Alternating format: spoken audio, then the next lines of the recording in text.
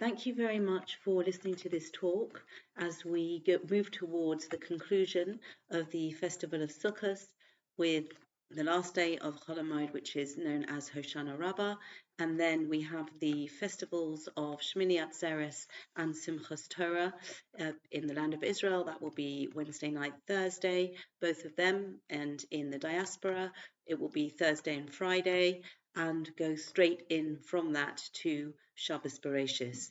And this is really a time of concentrated, concentric circles of simcha, if we're able to understand it like that. And even though I'm using the word simcha, which might seem incongruous as we are navigating the challenges and as the people of Israel and the land of Israel that we are at the moment, it is actually completely consistent with everything that we should be thinking and feeling and doing.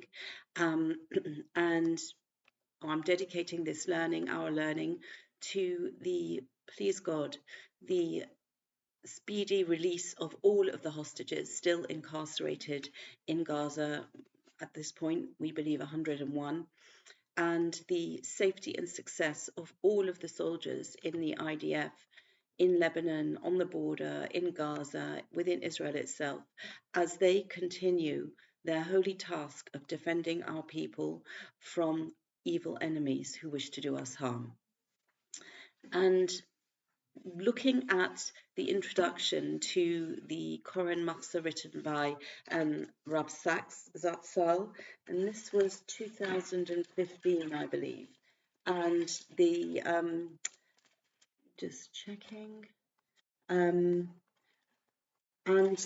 reading the words, 2016. So reading the words that Rav Sachs writes about the idea of simcha, and how we can access simcha, how we can generate simcha at all times of our lives. And really, I suppose it requires us to move from the mistaken impression that simcha is party style happy, and Rav Sachs calls it celebrating the power of now, the mere fact of being here, willed to do so by the Creator. It embraces the contingency of life.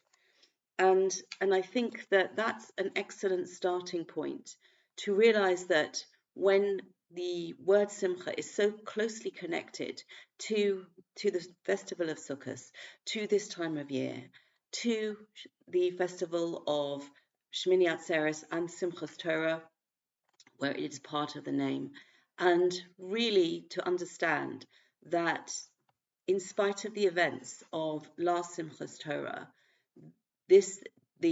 our enemies and their evil deeds cannot detract from the truth, from the essence of Simchas Torah. And I think it's a process actually to be able to really deny them the ultimate victory of robbing us of our simcha with their evil. With God's help, we will defeat that. We will defeat it on the physical battlefield with God's help.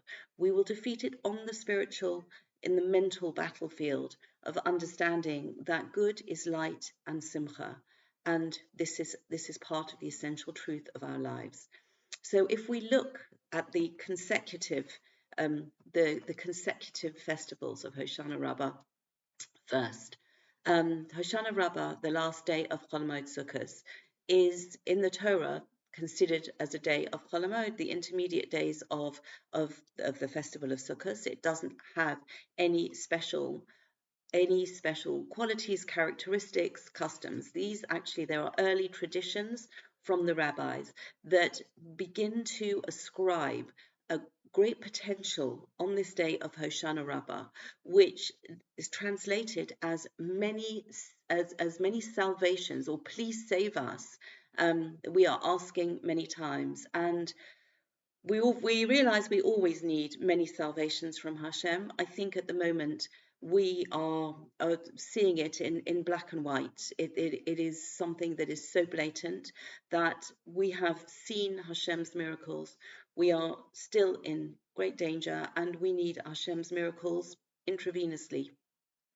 And so when we say Hoshana many times, please save many times, I think we are saying it with even more kavanah. But as a brief, just picking up an aspect of Hoshana Rabbah, one of the traditions of Hoshana Rabbah is that we take one of the 4 species that we have been using for a daily mitzvah throughout the festival of Sukkot, and we take the arava, we take the willow branch, and we have a custom to beat it. And there is a medrash that ascribes different. There's a few ways of looking at each of these 4 the 4 species: the lulav, the esrog, the hadassim, and the arovos. And some we see that each one of them can correspond to a part of the body. So the lulav is the spine, the esrog is the heart, the hadassim are the eyes, and the arava is the mouth. And another medrash ascribes the different types of Jewish people who make up the people of Israel. And we sort of see that the esrog, which has a beautiful aroma and a taste, that represents the people among the Jewish nation who have good deeds, who practice the mitzvahs, and who are spiritually in tune, and they also concentrate on their Torah learning as well. So these are the so-called Esrog Jews.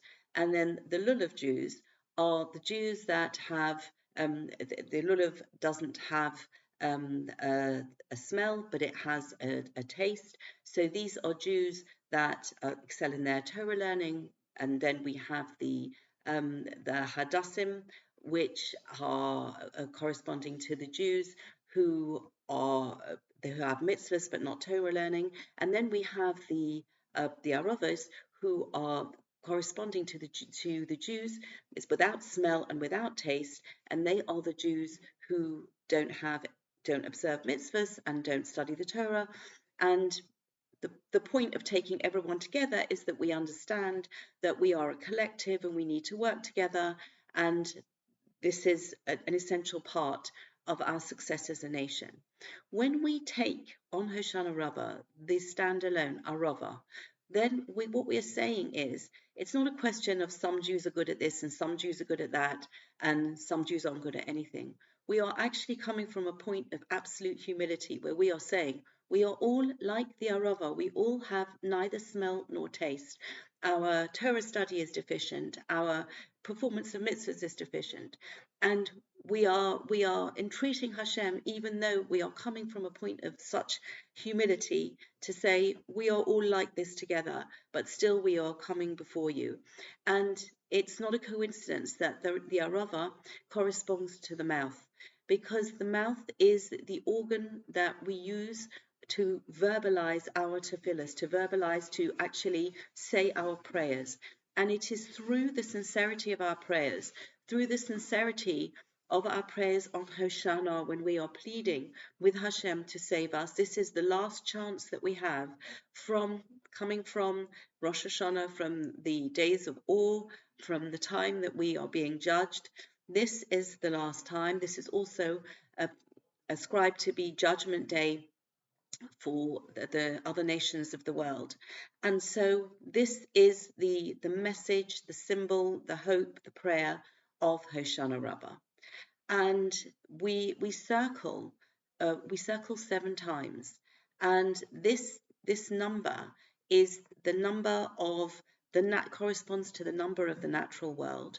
And we are understanding that within the framework of the natural world, Hashem is the one that is in control. That we are already making moves to understanding that although our world may seem fragmented and this person might have power and that leader might have power, ultimately we are making circles with our lulav and esrog around Hashem. We are coming with our mitzvahs and we are saying, this is how we are serving you, and we are using this to pray that Hashem will heed our supplications and answer our prayers.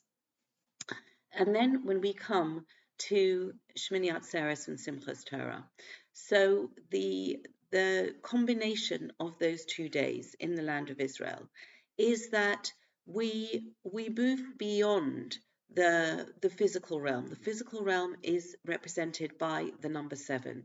Number 8, we have the bris milah, they have the circumcision of baby boys on the 8th day. The 8th day corresponds to a higher level of holiness, and this is after being saturated with the performance of the month of the mitzvahs of the month of Tishri. If we go right back to the beginning of Tishri, we've had such a concentrated dose of different kinds of mitzvahs. And really, this is going to be as if we can imagine the vision of putting a small amount of concentrated juice into a cup and then filling it, diluting it to a full cup. So this concentrated amount of the mitzvahs and the mindset of Tishri is going to be able to fill the cup of the year. And really, we start doing this in Shemini Atzeres. We are drawing out the essence of Tishri beyond the festival of Sukkot into this special day. And there's a beautiful medrash that talks about a king who invites many people to celebrate together with him in a feast. And the Yontif of Sukkot is a universal Yontif. And this is actually completing the circle of the Tishri cycle, which began with Rosh Hoshana, which is also a universal festival. It's the anniversary of the creation of mankind, all of mankind, and this great gathering, as it were, lasts until the end of Sukkot. The non-Jewish nations would bring sacrifices as well. There was a total of 70 bulls that were brought at the time of the Beis Hamikdash, and at the end of it, it's as if Hashem says to his inner circle, stay with me, everybody else has gone back, but please you stay with me for an extra day. And the part of that day that is Simchas Torah is, as it were, the reversal of or not so much the reversal, but the culmination of the internalizing of all of the mitzvahs and the special energy of the month of Tishri and all of its unique days, because we take the Sifrei Torah and we dance around the bima. We dance around, and there are no Sifrei Torah in the Ark, in the Aron HaKodesh, but everybody is making a circle, as it were, around the Shekhinah and dancing around the Shekhinah with the Sifrei Torah. And we are able to do this because we have gone through the Tishri process, and in so doing, we've earned, with God's help. And this is something that we have to work very hard to do. And this is something that we need to deserve. And this is called simcha. This is focusing on the moment when we are going to use that reserve that we've built up over these past weeks and take the Torah and sanctify, as it were, round Hashem, all of us together and this beautiful symbol, which is really a whole, in the same way that a circle, I think, out of all the shapes that we can draw, a circle has no beginning and no end. A circle is sort of the visual representation of oneness. And this leads into the concept that we find in Bereishis, because we were going to start reading straight after in the diaspora and with one day in between in Israel. But, the end of Shemini Atzeres and Simchas Torah is Thursday night, and then Friday night is Shabbos Bereishis. So it happens in very quick succession, even in the land of Israel. So we find this concept of oneness in a beautiful medrash that is told that the Torah begins with the letter base, Bereishis bara Elokim. In the beginning, Hashem created, and this the medrash says that the letter Aleph complained and said, I'm the first letter of the alphabet. Why doesn't the Torah begin with me? And so the answer is given that Hashem says to the letter Aleph, you will be the beginning of the Atzeres HaDibros. Anochi Hashem, the first of the 10 the 10 utterances, the Atzeres HaDibros, begins with the letter Aleph. So it begs the question. The Medrash is perhaps giving us an angle that we really need to delve into, because first of all, since when do the letters of the Aleph base, which were the tools that Hashem used to create the world, why are they engaged in what sounds like quite a childish, petty argument about who should go first? The next aspect, the question that we can raise, is how is that necessarily something that's going to placate the Aleph? The fact that the Atzeres HaDibros, which we will read for the first time in the Torah and Yisro, that they will start with the letter Aleph. And the third thing perhaps to think about is that this is a very, what is the message, what is the deeper message that the Medrash is really trying to tell us? So if we look at this concept that of the oneness of the circle, of the oneness, we say Hashem Echad, that everything is part of the oneness of Hashem. When we have this base, the letter which corresponds to the numerical value of 2, that sort of represents that perhaps there are two, and if we look at other cultures, we'll see that there's a spiritual aspect and there's a physical aspect, and the two are generally separate. But Judaism teaches us, the Torah teaches us, that we want to imbue the physical with the spiritual, and we want to elevate the physical in sort of by combining it with the spiritual. And we in this way, we are, as it were, saying that no, there aren't two distinct aspects, as far as Judaism is concerned. And if we look at the word Chaim, which is life in Hebrew, it is unusually plural. I believe in many other languages, certainly the languages that I'm familiar with, the word life is singular. In English, the life is singular. In French, the life is singular. My extensive knowledge of languages, not. But many languages will say that life is one. Yet the plural of life in Hebrew is also used to signify that there is Olam Hazeh, there is this world, our physical lives, and there is Olam, what is termed as Olam Haba, which is translated as the world to come. But really, the essence of Judaism is that we need to make this one. But this is not something that happens at the outset. This is a message that the Jewish people at Har Sinai, at Mount Sinai, after the Atzeres HaDibros were offered to the other nations, and when the Jewish people accepted the Atzeres HaDibros, this became the point at which the oneness of creation, the oneness of Hashem, and the oneness of our lives, where we are aiming to combine spiritual and physical. We see that when we celebrate, we've just celebrated the Chagim that we have been blessed to celebrate recently, and to really imbue them with simcha, which is something that contains, it's not just hedonism, and it's not just austere religious practice, it is a combination of the both.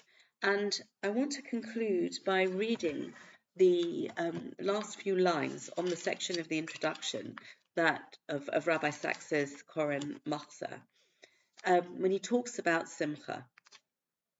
And I think that this is so relevant and resonant to us today. He says, joy solves no problems, so we would substitute the word simcha, but it gives us the strength to keep searching. It sustains the faith we need if we are in the year ahead to face the future without fear and heal some of the fractures of our injured world. And I feel that these words are so relevant to us today, as there is a struggle to bring simcha into this time of year.